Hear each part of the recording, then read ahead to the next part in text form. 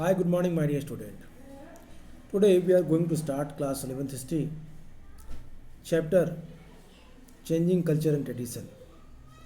Dear student, in this chapter we have already discussed about the resource to understand this chapter. We have also read about the contribution of Arabs, humanism and universities, and humanist subject. Today we will read next topic, artist and realism. In this topic, we are going to read about that the contribution of artists in the 14th to 17th century in Italy and Europe. Artist and realism. The formal education was not only way through which humanists shaped the mind of their age. Art, architecture, and books were wonderfully effective in transmitting humanist ideas. The formally education was not that only way through which humanists speed the mind of their age. इस काल में जो लोग थे, लोगों के विचार को आकार देने का जो माध्यम केवल ह्यूमनिस्ट अप्रोच नहीं, ह्यूमनिस्ट के केवल औपचारिक शिक्षा को ही नहीं दी जा सकती, बल्कि ह्यूमनिस्ट के फॉर्मल एजुकेशन के साथ साथ आर्ट, आर्किटेक्चर्स और जो किताबें लिखी गई, बुक्स ने भी इन मानवतावादी विचारधाराओं, इट मीन्स ह्यूमनिज्म को वाइड स्प्रेड करने में महत्वपूर्ण और इफेक्टिव जो अपनी भूमिका थी वो निभाई. Artist were inspired by the studying work of the past. The material remains of Roman culture was sought with as much the excitement as ancient text. 1,000 years after the fall of Rome, fragments of art were discovered in the ruins of ancient Rome and other deserted cities. Their administration for the figure of perfectly pro- proportioned men and women sculptured so many centuries ago made Italian sculptors want to continue their traditions. In 1460, Dantello, 1386 to 1460, broke new ground with his life status. Artists were inspired by the studying work of the past. पहले के कलाकारों द्वारा बनाए गए चित्रों के अध्ययन से नए कलाकारों को प्रेरणा मिली, नए स्टूडेंट्स को एक नई विचारधारा दिमाग में आई. रोमन संस्कृति के भौतिक अवशेषों जो रिमेन्स थे कि उतनी ही उत्सुकता के साथ खोज की गई जितना कि अतीत के प्राचीन ग्रंथों की. दे minutely observed about that the remains of the Roman cultures much excitement as ancient text. 1,000 years after the fall of Roman, fragmented of art were discovered in the ruins of ancient Rome and other deserted cities. Their administration for the figure of the perfectly proportioned men and women sculpted so many centuries ago. जो ये रोम साम्राज्य के पतन के 1,000 साल बाद भी प्राचीन रोम और उनके जो उजाड़ नगर के खंडहर में जो कलाकृतियाँ थी, जो कलात्मक वस्तुएं मिली, उनसे कलाकारों को बहुत प्रेरणा मिली. कलाकार, painters, artist, they were much impressed having seen the cultural development, the sculptural development during ancient Rome.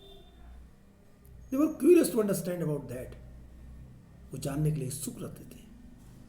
Their administrations, their figure of the perfectly proportioned men and women sculpted many centuries ago. Many Italian sculptors want to continue the traditions. In 1416, Dantello broke new ground with his lifelike status.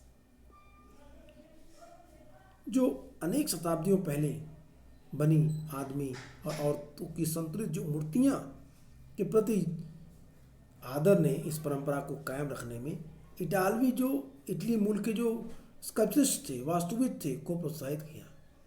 1460 में दांतेलो ने सजीव मूर्तियां बनाकर नई परंपरा को स्थापित किया।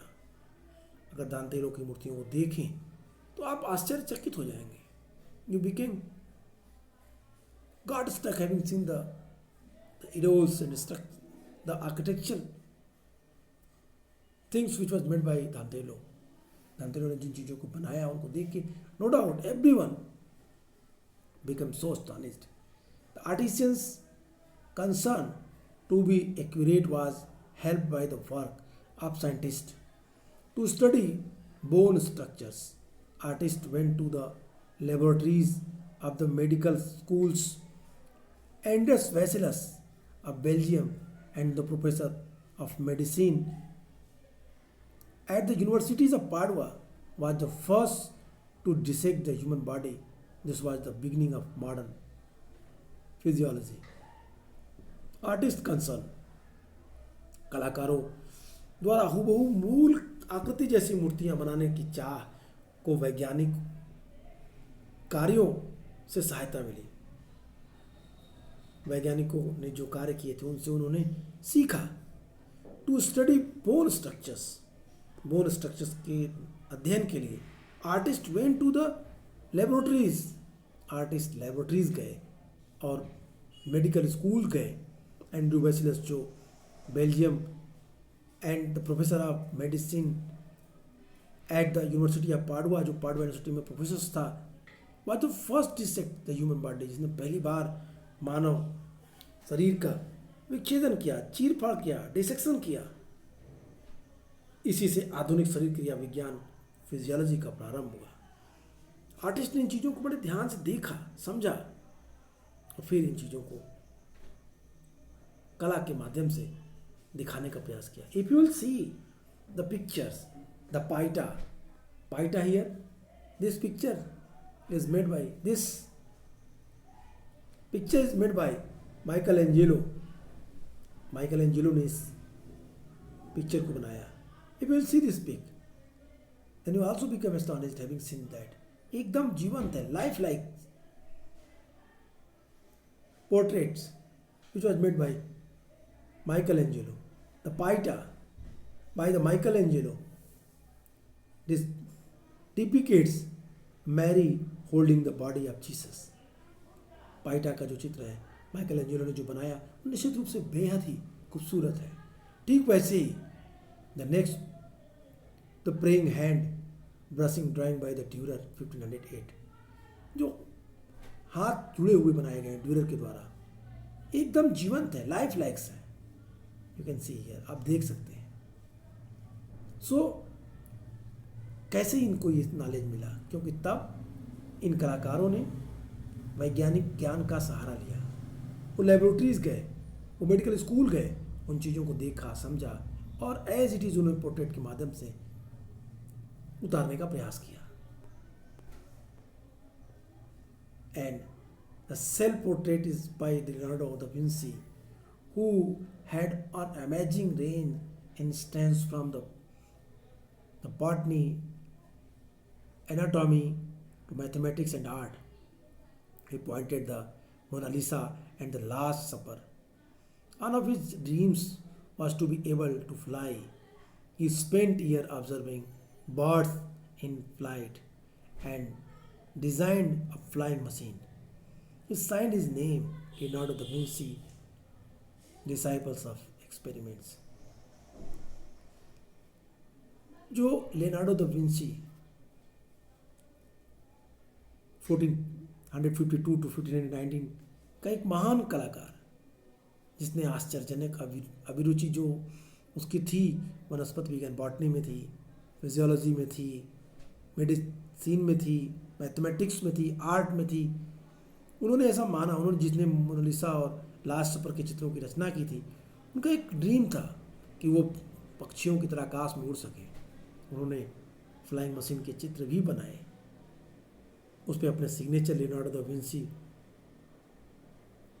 को उन्होंने उस पर किया है।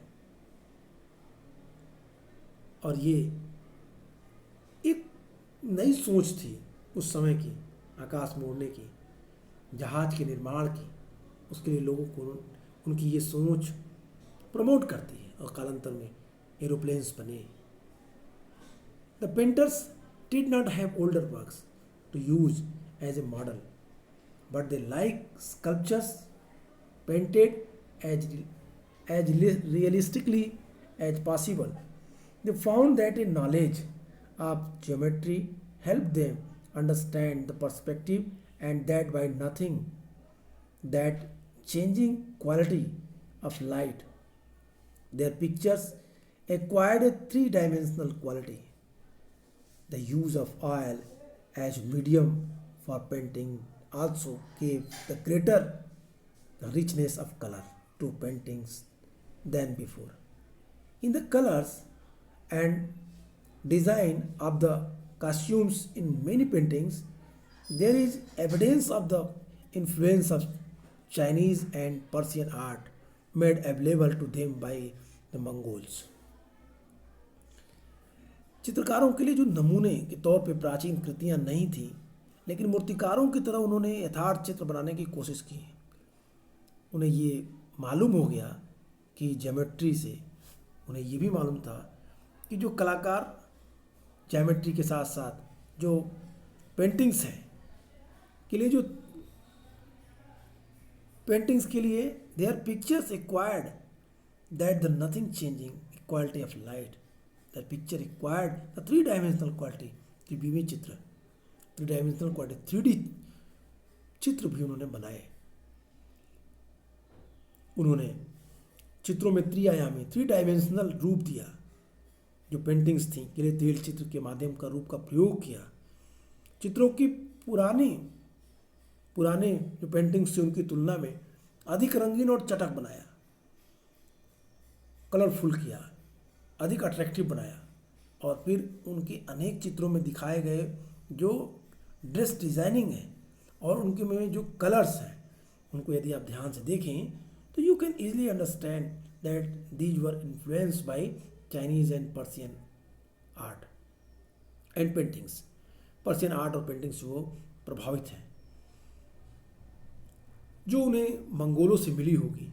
जब मंगोलों ने उनके राज को जीता होगा या मंगोलों से उनके इंट्रैक्शंस हुए होंगे, तो उन्होंने उन चित्रों को, उन कला को, उनको बनाने की तकनीक को, उनके उनके पेंटिंग्स मेथड्स को, कलर्स को अडॉप्ट किया होगा।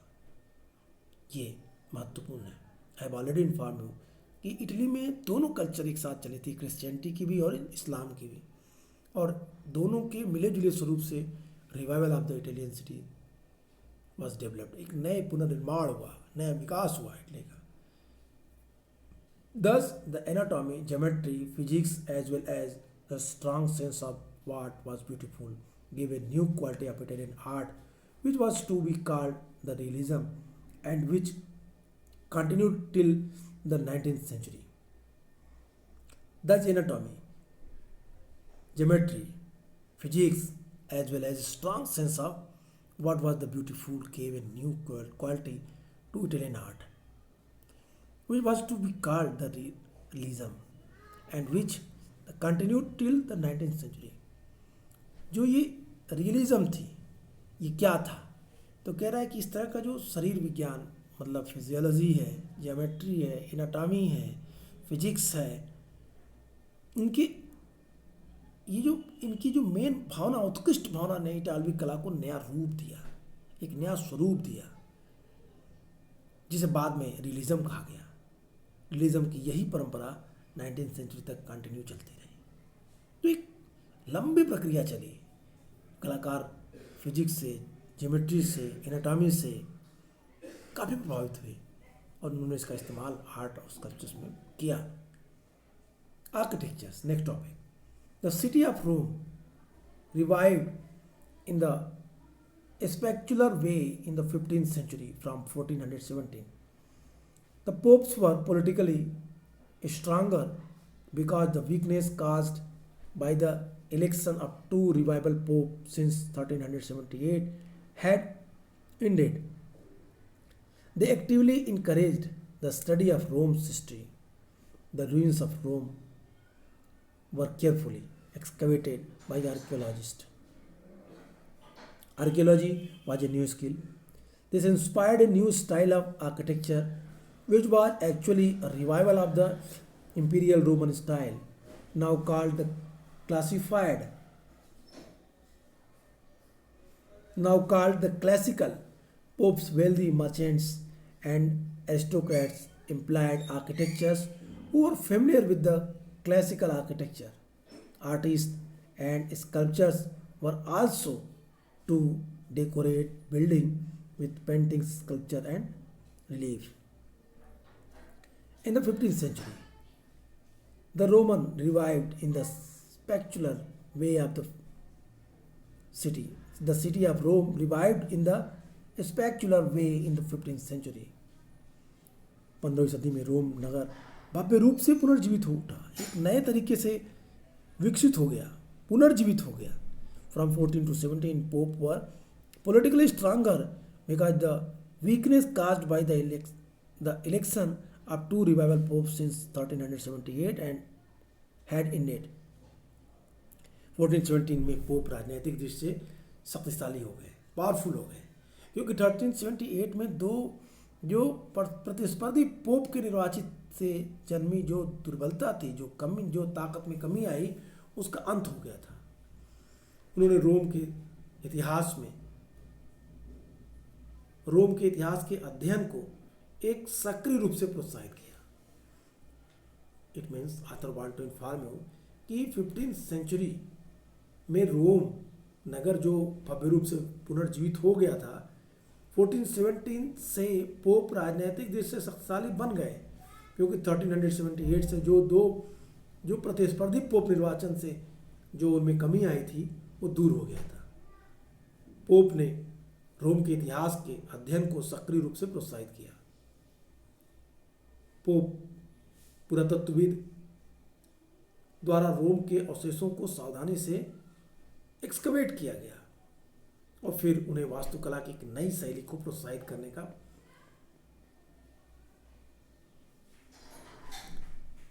काम किया.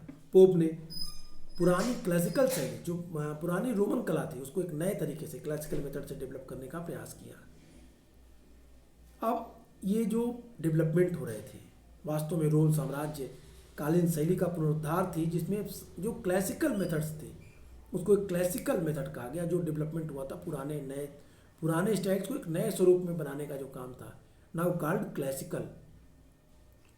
Popes, wealthy merchants and aristocrats employed architecture who were familiar with the classical architecture.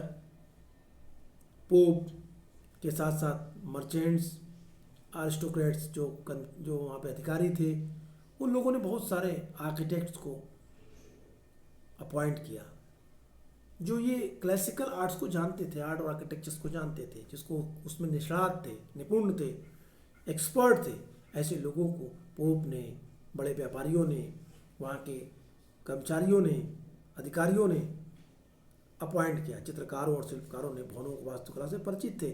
ऐसे लोगों को अभिजात वर्ग के लोगों ने वास्तुविदों को अपने भवन को बनाने के लिए नियुक्त किया. इन चित्रकारों और शिल्पकारों ने भवनों को लेप चित्र, पेंटिंग्स, ऑयल पेंटिंग्स के माध्यम से, मूर्तियों के माध्यम से, उभरे हुए चित्रों से भी सुसज्जित किया. Artist and sculptures were also decorate buildings with paintings, sculptures and reliefs. इन कलाकारों को प्रश्रय प्रदान किया पोप ने. बड़े व्यापारियों ने, वहाँ के राजकीय सेवा में लगे अधिकारी और कर्मचारियों ने अपने घरों को बनवाने के लिए ऐसे वास्तुविदों को अपॉइंट किया और ऐसे वास्तुविदों ने न्यू क्लासिकल मेथड से उनके घरों का निर्माण किया भव्य रूप से, एक नए तरीके से. और इनके निर्माण से क्या हुआ था? Rome revived a spectacular way in the 15th century. एक बार फिर 15th सेंचुरी में रोम इनके निर्माण से ही पुनर्जीवित हो गया. Some individuals were skilled equally as painters, sculptures and architects. The most impressive example is Michael Angelo Barnotti. बहुत सारे लोग थे इन कलाकारों में जो एक साथ कई विधा में निपुण थे, कई सारे विद्याओं में एक्सपर्ट थे। इस काल में कुछ ऐसे भी लोग हुए जो कुशल चित्रकार, मूर्तिकार, वास्तुकार सभी कुछ थे। इसका सबसे अच्छा उदाहरण है माइकल एंजेलो बुआनारोत्ती। माइकल एंजेलो बुआनारोत्ती जिन्होंने पोप के सिस्टीन चैपल के भीतरी छत में जो लेप चित्र दी पाइटा नाम की प्रतिमा और सेंट पीटर गिरजे के गुंबद का डिजाइन बनाया। इन्हीं की वजह से माइकल एंजेलो अमर हो गए। ये सारी कलाकृतियां रोम में ही हैं। Here in the right side you have seen a picture. आप राइट साइड में एक पिक्चर देख रहे हैं। वो 16th सेंचुरी में इटली के आर्किटेक्चर डेवलपमेंट का सबसे अच्छा उदाहरण है। वास्तुकला में रोम साम्राज्य के कालीन अनेक भवनों की विशेषताओं को की नकल थी ये जो आप देख रहे हैं राइट साइड में एक पिक्चर, एक बड़ा डोम, चर्च के अंदर का पार्ट। तो कह रहा है some individuals were skilled equally as the painters, sculptures and architects. Michelangelo Buonarroti that was one of them.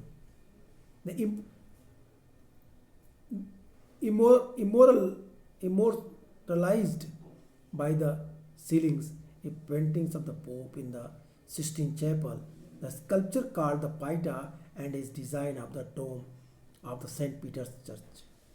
All in the Roman Filippo Brunelleschi, the architect who designed the sculpture, the Duomo of the Florence, had started his career as a sculptor. वास्तुकार Flippo ब्रुनलेसी ने भी जो उन्होंने Florence के भव्य गुंबद जो ड्यूमो थी को प्रतिरूप प्रस्तुत किया था, ने अपना एक पेशा एक मूर्तिकार के रूप में ही शुरू किया था। इस काल में एक और अनोखा बदलाव आया। अब कलाकार की पहचान उसके नाम से होने लगी, न कि पहले की तरह उसके संघ या श्रेणी या गिल्ड्स के नाम पर। कलाकार अब अपने नाम से जाना जाने लगा। पहले कलाकार another remarkable change was then from this time artists were known individually by name, not as member of the group of the guild as earlier.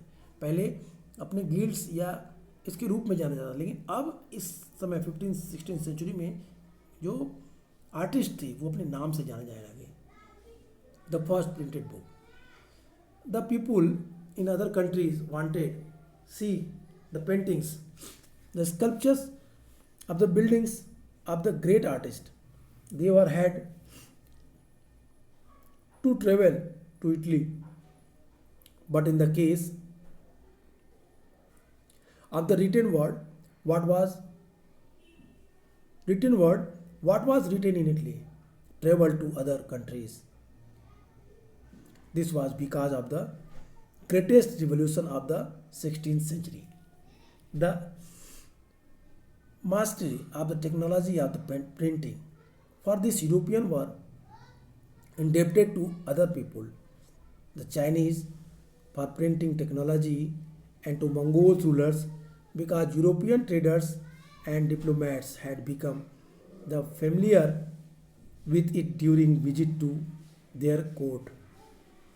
This was also the case with three other important innovations: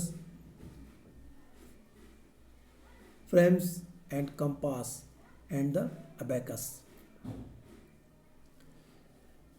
development, दूसरे देशों के लोग महान कलाकारों द्वारा रचित, the people of the other countries wanted to see the paintings, sculptures और buildings. दूसरे देशों के लोग महान कलाकारों के द्वारा बनाए गए पेंटिंग्स, स्कल्पचर्स और बिल्डिंग्स को देखने के लिए they had to be travel to Italy, वो इटली की यात्रा करने लगे. But in the case of the written word, लेकिन जहाँ तक साहित्य की बात है, रिटन वर्ड की बात है, कुछ भी इटली में लिखा गया विदेशों तक पहुँचा. इटली में जो कुछ लिखे गए थे वो भी विदेशों तक पहुँचने लगे. This was because of the greatest revolution of the 16th century. और ये बदलाव 16th सेंचुरी में एक बड़े क्रांतिकारी परिवर्तन के कारण हुआ. The mastery of the technology of painting for these Europeans were indebted to other peoples. The Chinese for paintings technology and to Mongol rulers because European traders and diplomats had become familiar with the during visited their courts.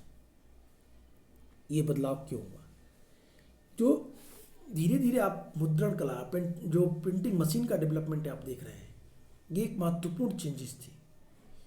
इसके लिए यूरोपीय लोग अन्य लोगों के जो printed technology थी उसके लिए उन्होंने चीनी तथा मंगोलों के वो रेडी रहे, क्योंकि यूरोप के व्यापारी और राजनयिक मंगोल शासकों के राज दरबार में अपनी यात्राओं के दौरान इस जो टेक्नोलॉजी थी उससे वो लोग परिचित हुए थे।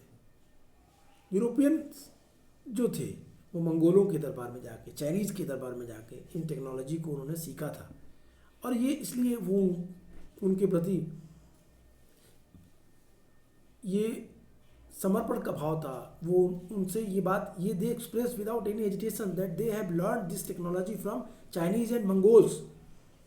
The printing machine that was the very revolutionary change in the history of the Europe. और यहीं से विकास शुरू होता है और यहीं से डेवलपमेंट दिखाई देता है प्रिंटिंग मशीन का। कुछ और तकनीकी जो उन्होंने वहाँ से सीखा, तीन प्रमुख तकनीकी थी, जिसमें this was also cases of three others important innovations: the fire arms, the compass and the abacus. Fire arms, the compass and abacus, ये तीनों चीज़ भी वो लोग चाइना से ही लाए थे, सीखे थे। इससे पहले किसी ग्रंथ या किसी टेक्स्ट की कुछ ही हस्तलिखित प्रतियाँ होती थी, हैंड रिटन्स मैन्युस्क्रिप्ट ही प्राप्त होती थी। Earlier text existed in the few hand retain copies in 1455. 150 copies of the Bible were printed in the workshop of the Johannes Gutenberg 1448.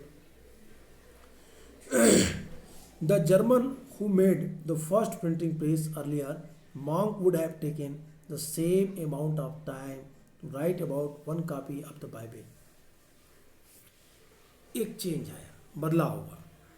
Johannes German मूल के 1455 तक जोहान्स गुटेनबर्ग, जिन्होंने जो प्रिंटिंग प्रेस की स्थापना की, अपने इस प्रिंटिंग प्रेस में उन्होंने 150 बाइबल्स को प्रिंट किया। इसके पहले इतने कम समय में एक जर्मन मॉन्क्स या एक कोई भी मॉन्क्स जितने समय में एक बाइबल लिखता था, प्रिंटिंग मशीन 150 बाइबल्स छाप के भेज दी। 15वीं सेंचुरी तक क्लासिकल ग्रंथों, जिसमें अधिकतर लैटिन टेक्स्ट, उनका मुद्रण इटली में हुआ। 15वीं सेंचुरी में अनेक ऐसे जो क्लासिकल टेक्स्ट थे, जिनमें अधिकतर लैटिन ग्रंथ थे, लैटिन टेक्स्ट थे, उनका मुद्रण इटली में ही हुआ। क्योंकि ये जो प्रिंटेड बुक थी वो उपलब्ध होने लगी और इनका अब क्रय और विक्रय होने लगा, इसमें खरीदे और बेचे जाने लगे। They depend slowly on the lecture notes, ideas, opinions and information move more widely and more rapidly than ever before. By 1500, many classical texts, nearly all in the Latin, had been printed in Italy. As printed books became available, it was possible to buy them, and students did not have to depend the slowly on lectures, notes, ideas, opinion, and informations moved more widely and more rapidly than ever before. It means it was the great revolutions. The printing machine took in the that revolutions. With the help of printing machine, there are so many books, there are so many articles that was published and easily available for the students. Student can purchase. That's why the ideas, the lectures, the articles, the books widely spread on over whole Europe. Ideas, opinions, and informations moved more widely and more rapidly than ever before. A printed book promoting new ideas could quickly reach the hundred of the readers. This also made it possible for individuals to read books since it was possible to buy copies for oneself. This developed the reading habits among people. जो ये बदलाव हुआ, अब ये जो लोगों के अंदर, जो स्टूडेंट्स को आसानी से किताबें मिलने लगी, आर्टिकल्स मिलने लगे, लेक्चर्स के नोट्स मिलने लगे, अब ये जो आइडिया आए, जो ये कॉन्सेप्ट आए, जो ये नॉलेज, जो इन्फॉर्मेशंस आई, पहले के बच्चा तेज़ी से फैल सकते थे। नए विचारों को बढ़ावा देने वाली एक जो प्रिंटेड बुक थी, जो कई सारे रीडर्स के पास आसानी से पहुंच सकती थी, अब रीडर्स कहीं दूर दराज एकांत में बैठ के पुस्तकों को पढ़ सकता था, क्योंकि वह उन्हें बाजार से खरीद सकता था और इससे लोगों में पढ़ने की आदत का भी विकास हुआ। The chief reasons that the humanist culture of Italy spread more rapidly across the Alps from end of the 15th century is that the printed books were the circulating. This also explaining why earlier intellectuals movement had been limited to particular regions. The chief regions, जो 15th century में जो सबसे महत्वपूर्ण कारण थे वो ये था कि अब इटली की जो ह्यूमनिस्ट कल्चर थी वो आल्प्स के पार भी, आल्प्स के बियॉन्ड भी जा कर के फैल रही थी। वहाँ इटली में छपी पुस्तकें आसानी से आल्प्स के उस पार तक पहुँच रही थी, जहाँ पे ये जो जो इंटेलेक्चुअल रिवोल्यूशंस था वो तेज़ी से उनकी लिमिटेशन की बाउंड्री वाइड स्प्रेड हो रही थी, दूर तक फैल रही थी, एक्सपेंड हो रही थी। और ये सब कैसे हो रहा था? ये सब डिपेंड था प्रिंटिंग बुक्स पे। तो आज के लिए इतना ही, नेक्स्ट वीडियो में फिर बात करेंगे नेक्स्ट टॉपिक पे, new concept, next topic the new concept of human beings. We will discuss on that topic the next video. Okay, goodbye and take care.